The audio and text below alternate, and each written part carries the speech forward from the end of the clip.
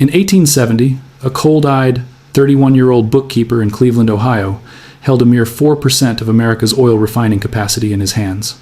He was a nobody in a chaotic, muddy industry. Yet, fast forward just 10 years to 1,880, and that same man controlled 90%. By 1904, his grip had tightened to a suffocating 91% of all oil production and 85% of every final sale made in the United States. He didn't just win the game. He broke the board and built a new one. His name was John D. Rockefeller. But if you think this is a history lesson about a dead man and a defunct company called Standard Oil, you are making a fatal mistake. The empire he built didn't die when the government smashed it into pieces in 1911. It mutated. It evolved. It went underground and became the invisible operating system of your entire reality in 2025. Look around you right now. The fuel you pump into your car, the prescription drugs filling your medicine cabinet, the smartphone screen you are staring at, the banking app you use to transfer money, and even the food on your dinner table. Every single one of these industries runs on the Rockefeller source code. He didn't just refine oil. He refined the very architecture of control. He invented the playbook for modern slavery, where the chains are made of vertical integration, horizontal consolidation, and regulatory capture. You cannot escape it because the system isn't a company. The system is a method, and that method has been cloned, perfected, and weaponized by every dominant force ruling the world today. Jeff Bezos read the Rockefeller Playbook to build Amazon. The founders of Google used it to structure Alphabet. Pfizer, JP Morgan, Meta, they are all spiritual children of Standard Oil. They learned the master's lesson. Control the supply chain from the dirt to the doorstep. Slaughter your competition not by being better, but by being brutal. Buy the regulators who are supposed to watch you. Use philanthropy as a mask to purchase moral immunity. And if the government ever tries to break you up, ensure that the shattered pieces are worth more than the monster ever was. I am going to peel back the layers of history to show you exactly how Rockefeller engineered this trap. I will show you how the breakup of his monopoly actually made him the richest human being to ever walk the earth, and why, 114 years later, you are still living as a tenant in the house Rockefeller built. Understanding this isn't about grades in a classroom. It is about your survival. The system is designed to extract wealth from your pocket and siphon it to the top, and once you see the gears turning, you will never unsee them. Before we descend into this rabbit hole, if you want to understand the forces pulling the strings of your life, make sure you smash that subscribe button and ring the bell. Leave a comment below if you think you're truly free, or if you suspect the game is rigged. Let's find out together. To understand the monster, you must understand its creator.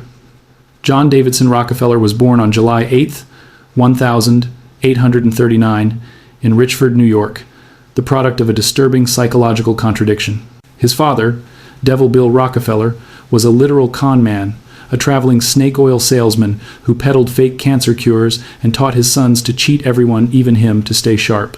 His mother, Eliza, was a devout, iron-willed Baptist who believed in discipline and divine order. This volatile mixture, the con man's ruthless predation and the zealot's moral certainty, created the ultimate capitalist weapon. Rockefeller grew up believing that destroying competitors wasn't just good business, it was God's will. He believed he was chosen to bring order to chaos, even if that order required a massacre.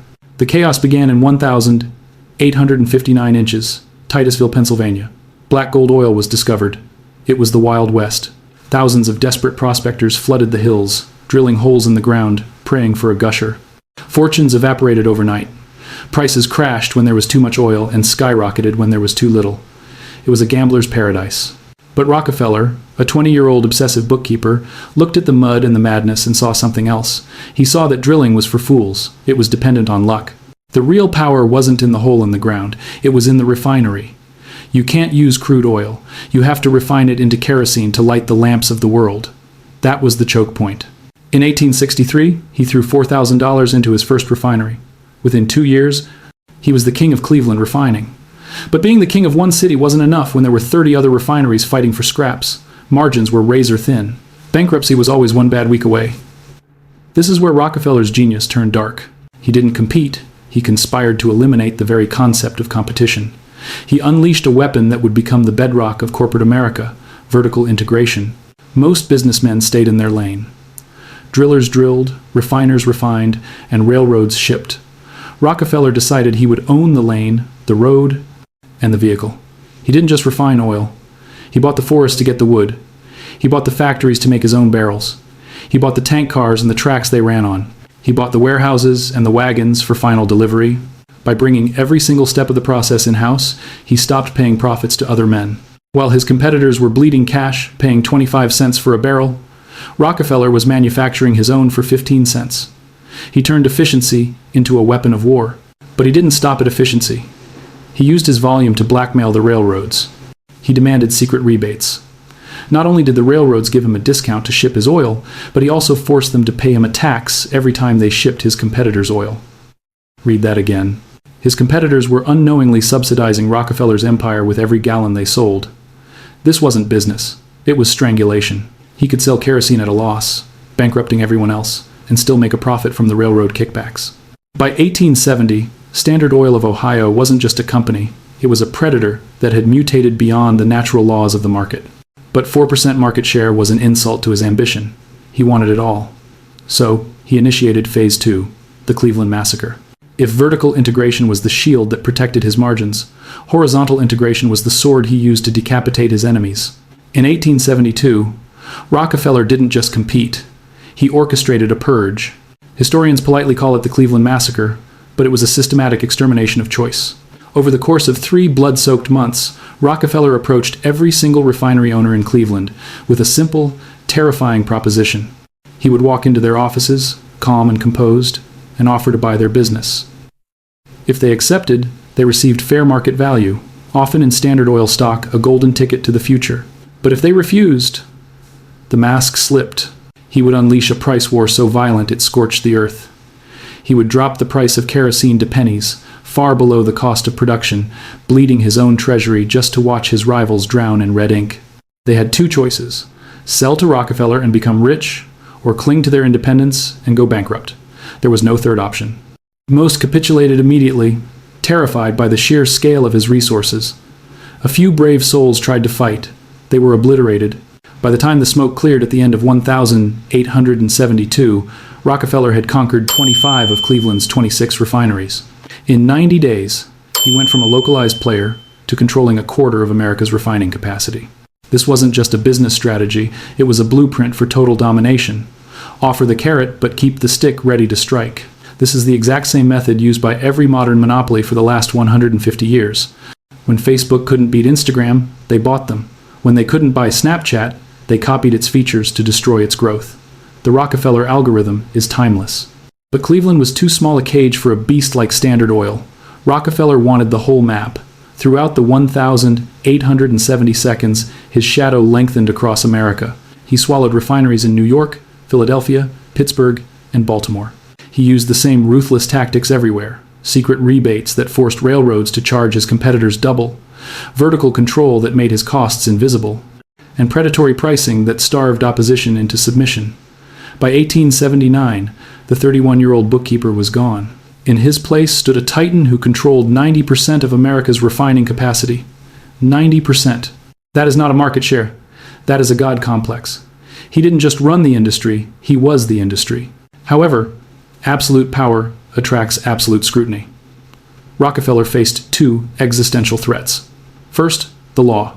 The Sherman Antitrust Act of 1890 was literally written to dismantle empires like his. Second, the people. The public despised him. He was branded a robber baron, a tyrant, the most hated man in America. He needed a way to rule without looking like a ruler. He needed a structure that could bypass the law while tightening his grip. In 1882, his lawyers invented a legal loophole that would change capitalism forever: the trust. Standard Oil of Ohio couldn't legally own properties in other states. It was a legal blockade. So, Rockefeller created a trust, a phantom entity that held the stock of all his various Standard Oil companies across the nation. 41 shareholders, all Rockefeller's puppets, controlled the trust, and the trust controlled the empire. It was a stroke of evil genius. It allowed him to run a nationwide monopoly while technically obeying state laws. But more importantly, it birthed the modern corporate structure. The trust wasn't a factory. It didn't make anything. It was a holding company. It existed solely to own other companies. Look at your stock portfolio today. Berkshire Hathaway, Alphabet, Meta, Amazon, they are all holding companies. They are the direct descendants of Rockefeller's 1882 invention. He didn't just rig the game, he wrote the rule book that every billionaire is still playing by. By 1904, Standard Oil was an unstoppable leviathan, controlling 91% of oil production and 85% of final sales in the United States. Rockefeller wasn't just rich, he was wealthy beyond human comprehension. His net worth hit $900 million. In today's money, that's $25 billion, but that doesn't tell the whole story. At his absolute peak in 1913, Rockefeller's fortune was estimated at $400 billion in inflation-adjusted dollars. He was richer than Jeff Bezos, Elon Musk, and Bill Gates combined. He was the wealthiest individual in the history of modern civilization, and he built every cent of it using the system. Vertical integration to control the cost, horizontal consolidation to kill the competition, and the trust to hide the control. But the winds were changing.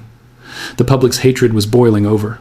In 1906, investigative journalist Ida Tarbell published The History of the Standard Oil Company, a brutal expose that laid bare Rockefeller's predatory tactics, the secret rebates, the espionage, the crushing of small businesses. The outrage was volcanic. The government could no longer look away. In 1911, the Supreme Court dropped the hammer. They ruled that Standard Oil was an illegal monopoly and ordered it to be shattered into 34 separate, independent companies. The public cheered. The politicians claimed victory. They thought they had slain the dragon. They were wrong. They hadn't killed the beast. They had only set it free. This is the part of the story they don't teach you in school. The breakup of Standard Oil was the single most profitable event in John D. Rockefeller's life. When the court swung its axe, Rockefeller still owned shares in all 34 of the new baby companies. Standard Oil of New Jersey became Exxon, Standard Oil of New York became Mobil, Standard Oil of California turned into Chevron, Standard Oil of Indiana became Amoco, Standard Oil of Ohio became Sohio, later swallowed by BP. Before the breakup, Standard Oil stock was trading at around $600 a share. But after the split, the market realized something terrifying. The pieces were worth far more than the whole. As these 34 companies began to trade independently, their value skyrocketed. The combined value of the shares surged to over $2,000.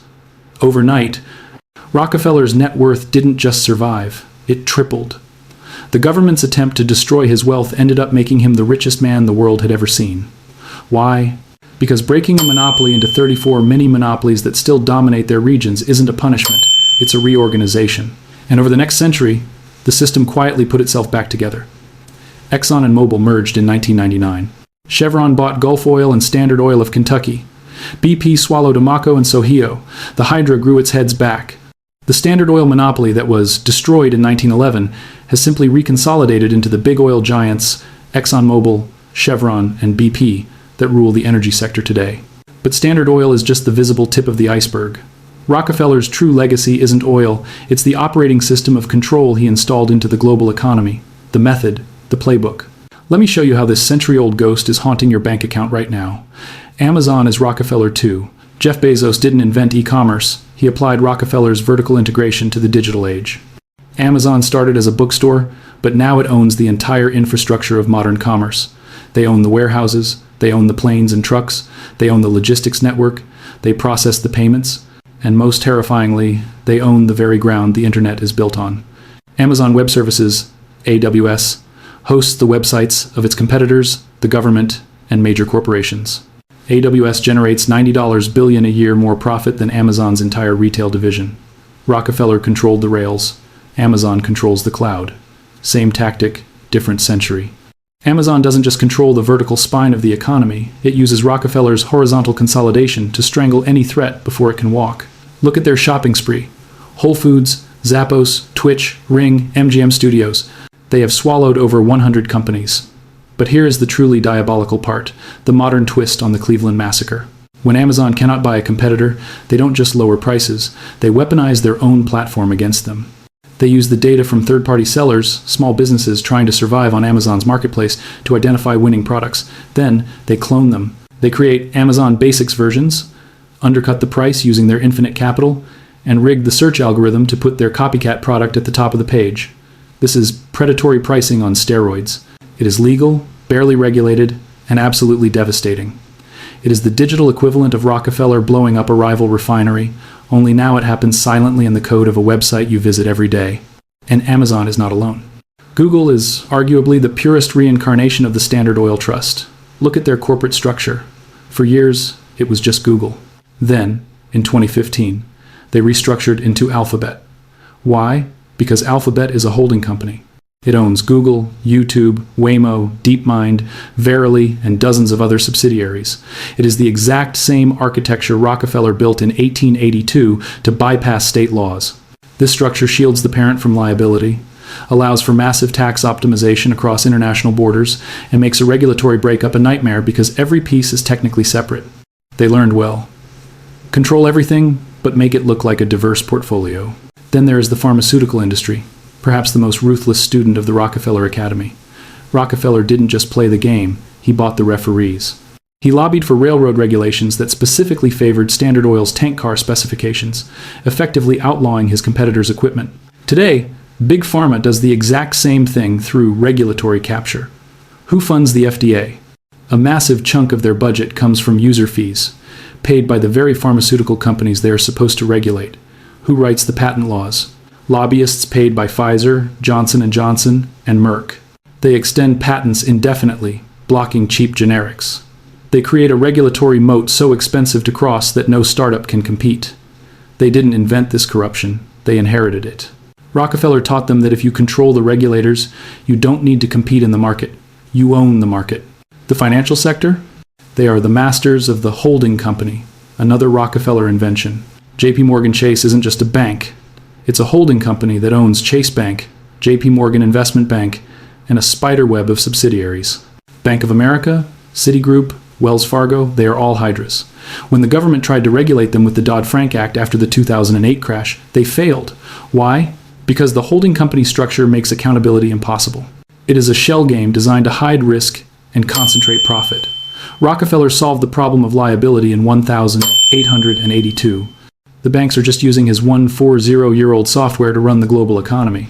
But if vertical integration, horizontal consolidation, and regulatory capture were the bricks of his empire, his final invention was the mortar that cemented his control forever: philanthropy. In 1913, John D. Rockefeller did something that confused the world. He gave away money.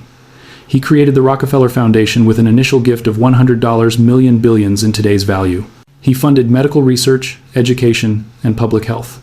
On the surface, it looked like the act of a repentant sinner, a benevolent old man giving back to the society he had plundered. The public ate it up. The robber baron became the philanthropist. But you need to look closer. You need to look at the why. The foundation wasn't just charity. It was the ultimate tax shelter. It allowed Rockefeller to transfer massive amounts of wealth to his heirs and his causes without paying estate taxes. It allowed him to maintain control over that capital forever, shielded from the government's reach. But even more terrifying, it gave him the power to shape society itself. By deciding which universities received funding, the Rockefeller Foundation dictated what was taught. By funding medical research, they decided what was considered medicine. This is not a conspiracy theory. This is documented history. The Rockefeller Foundation funded the Flexner Report of 1910, which reformed American medical education. It pushed for a system based on pharmaceutical intervention drugs, surgery, and chemical treatments, and actively demonized and defunded holistic, herbal, and natural remedies. Why? Because Rockefeller's empire had grown to include massive chemical interests. Standard Oil produced the petrochemicals that became the base for modern drugs. He didn't just donate to medicine. He created a market for his own byproducts. He molded the entire healthcare system to favor the pharmaceutical model that extracts wealth from sickness rather than creating health. Every modern billionaire is following this specific page of the playbook. Bill Gates didn't just retire. He founded the Bill and Melinda Gates Foundation, sitting on over $75 billion in assets. It funds global health initiatives, influences the World Health Organization, and shapes agricultural policies in developing nations. Mark Zuckerberg created the Chan Zuckerberg Initiative. Warren Buffett pledged his fortune to Gates. They tell you it's for the greater good, and maybe some of it is, but structurally, it is a mechanism for tax avoidance, legacy laundering, and unelected policy influence. Rockefeller invented the mask of the good billionaire. Modern oligarchs wear it to hide the machinery of control. The Rockefeller family didn't fade away. They institutionalized their power. David Rockefeller, John D.'s grandson, was the chairman of Chase Manhattan Bank and a founder of the Trilateral Commission. He was arguably the most powerful, unelected man in the world for half a century. The family fortune, now estimated in the billions, is fragmented across hundreds of trusts and foundations, invisible, unaccountable, and omnipresent. They still shape policy. They still fund the think tanks that write the laws. They still sit on the boards that run the world. The man died in 1937, but his will is still being done. And here is the most terrifying realization of all. The system isn't broken. It is working exactly as it was designed. It was designed to be invisible until you are already in the cage. Think about your life today. You cannot move without paying a toll to the Rockefeller legacy. You drive to work, you are burning gas refined by ExxonMobil or Chevron, direct descendants of Standard Oil. You order a package, you are feeding Amazon's vertical monopoly. You search for an answer, you are training Google's trust algorithm. You get sick, you enter a medical system architected by the Rockefeller Foundation to sell you pharmaceuticals derived from petrochemicals. You save money, you put it in a bank structured as a Rockefeller holding company. Every single aspect of your modern existence is a branch of the tree he planted. You are living in a simulation of freedom where every choice leads back to the same few hands. You think you have options? You need gas. You choose between Exxon, Shell, BP. They are a price-coordinated oligopoly. You aren't choosing. You are just picking which pocket to put your money in. You need to buy goods. Amazon, Walmart, Target. Amazon sets the pace. The others just try to keep up. Same system. You need social connection. Facebook, Instagram, WhatsApp. They are all meta. That is horizontal consolidation in its purest form. The average American spends thousands of dollars a year on gas, Amazon deliveries, healthcare deductibles, and tech services. That is tens of thousands of dollars flowing directly from your labor into the coffers of companies using the Rockefeller Playbook. Over a lifetime, you are transferring hundreds of thousands of dollars of your wealth to monopolistic giants that use 150-year-old tactics to ensure no one else can compete. And you cannot opt out. You can't boycott the entire economy. You need to work, you need to eat, you need to communicate. The system is the water, and you are the fish. This is Rockefeller's ultimate achievement. It is not that he became the richest man in history. That is merely a statistic. His true masterpiece is that he built a prison so comfortable, so efficient, and so omnipresent that you don't even realize you are an inmate. He constructed a reality where every single path leads back to consolidated corporate control. It is a world where competition is crushed in the cradle before it can ever threaten the dominant players, where regulators don't protect consumers, they protect the incumbents, where philanthropy buys the kind of influence that perpetuates the system for centuries. This is the Rockefeller system, and you live in it, breathe it, and fund it, whether you know it or not. But here's the nuance that most people miss, the uncomfortable truth that makes Rockefeller such a complex figure. The system isn't evil in the way a cartoon villain is evil. It is efficient. It is ruthlessly, terrifyingly efficient. Vertical integration slashes costs. Horizontal consolidation eliminates wasteful duplication of effort. Regulatory capture provides market stability. Foundations fund genuine, life-saving research. The system works. It delivers products cheaper, faster, and more reliably than chaotic free markets ever could. Standard Oil made kerosene affordable for the average American family. Before Rockefeller, kerosene cost 58 cents a gallon. After Standard Oil imposed its will, the price dropped to 8 cents a gallon. That is an 86% price reduction. That isn't exploitation, that is a miracle of efficiency. Amazon delivers your desires to your doorstep in 2 days. Google organizes the world's information and gives it to you in milliseconds for free. ExxonMobil fuels the global economy at a massive scale. Pfizer develops drugs that extend life. The system delivers immense value. The problem isn't that the system is broken. The problem is that it is designed to concentrate wealth at the very top while delivering convenience at the very bottom. You get cheap gas, fast shipping, instant answers, and effective pills. Rockefeller's heirs get trillions in accumulated, compounding wealth and power. Both of these things are true at the same time. You are the beneficiary of the efficiency, but you are the victim of the extraction. So, the ultimate question remains, what do you do? How do you respond to a system that is mathematically designed to be inescapable? You have 3 options. Option 1, accept it. Understand that consolidation and monopoly are not bugs in the code of capitalism. They are features of advanced capitalism. Accept that the invisible hand naturally clenches into a fist. Use the efficiencies they provide. Buy from Amazon because it saves you time. Use Google because it's the best tool. Accept that wealth will always concentrate and focus on living your life within the parameters they have set. This is the path of least resistance, the path 99% of people take unconsciously. Option 2, resist it. This is the path of the idealist. Support antitrust enforcement.